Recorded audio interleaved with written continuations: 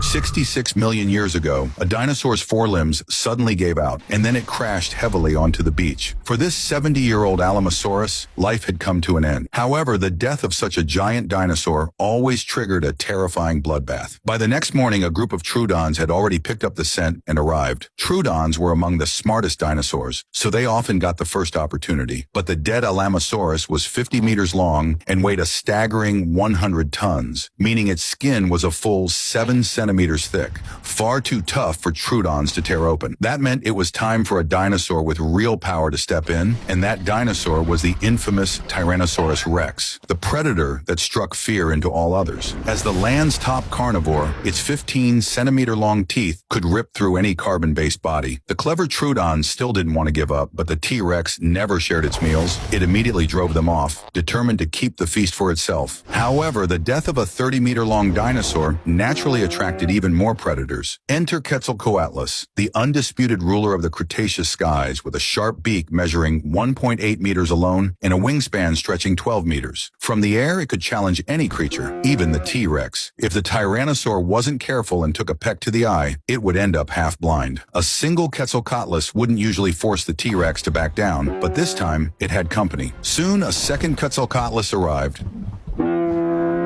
And now, facing two opponents, the T-Rex was in serious trouble. A fight was inevitable. Despite their numbers, the Quetzalcoatlus pair avoided direct combat, using their aerial advantage to harass the T-Rex from above. Since the T-Rex couldn't fly, it had no way to counterattack. In the end, the frustrated tyrant had no choice but to retreat. This time, it had only lost due to the open terrain, but next time might be different. Now, the two pterosaurs could eat their fill. But that T-Rex wasn't about to give up. It had learned its lesson and went home to fetch its mate before heading into the forest. With two T-Rexes hunting together, the danger wasn't just doubled, it was a game changer. Yet they didn't grow overconfident. Skilled hunters always stay humble. The nearby Triceratops herd might have been delicious, but they were formidable opponents, so the T-Rexes needed a perfect plan. Night fell quickly, and the two T-Rexes began to stir. Thanks to their stereoscopic vision, darkness was no obstacle. To them, night and day were the same. Despite their massive size, thick footpads allowed them to move almost silently, making them terrifying nocturnal hunters. This time, their targets were a group of Edmontosaurus. While these dinosaurs lacked strong defenses, they were nearly as large as the T-Rex and twice as fast, meaning the predators had only one chance to strike. The pair had hunted together countless times, so they took their positions flawlessly. The Edmontosaurus family kept sentries on watch while resting, so one T-Rex deliberately made noise to lure the lookout away, while the other slipped into the herd unseen. Despite their caution, the Edmontosaurus failed to detect the hunters, and that's when the killing began. The male T-Rex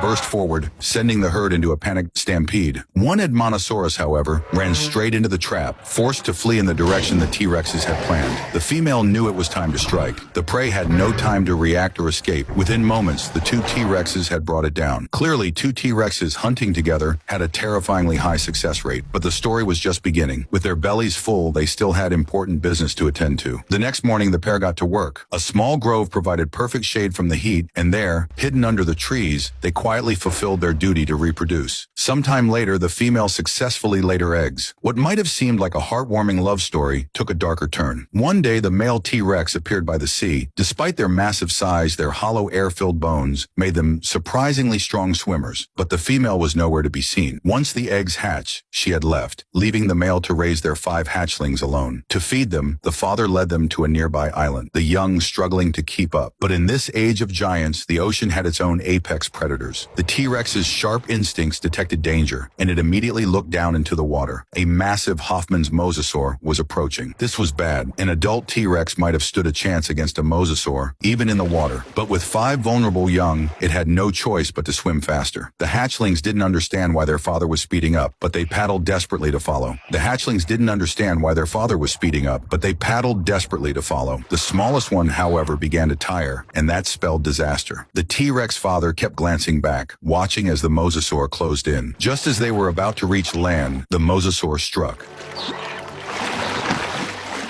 When the father turned around again, one of his children was gone. There was nothing he could do. This was the ocean. On land, even 10 mosasaurs wouldn't stand a chance against him. But in nature's cruel design, only about a third of a T-Rex's 15 hatchlings typically survived their first year. Such was the mysterious law of the wild.